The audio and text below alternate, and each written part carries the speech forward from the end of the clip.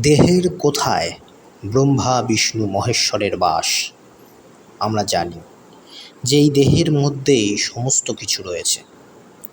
তাই ষটচক্র নিরূপণম শাস্ত্রে বলা হচ্ছে, বজ্রানাড়ির মধ্যভাগে চিত্রিণী নামে লতাতন্তুর ন্যায় অতীব সূক্ষ্ম একটি নাড়ী বিরাজিত আছে।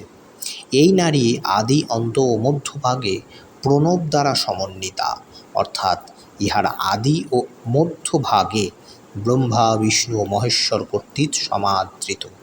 এই নারী একমাত্র যোগীগণেরই যোগগম্য।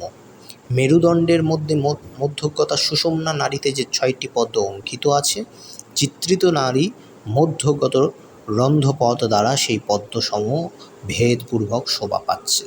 অর্থাৎ আমরা এখানে বুঝতেই পারলাম যে আমাদের নারীর মধ্যে, আমাদের দেহের মধ্যে কোথায় ব্রহ্মা বিষ্ণু মহেশ্বরের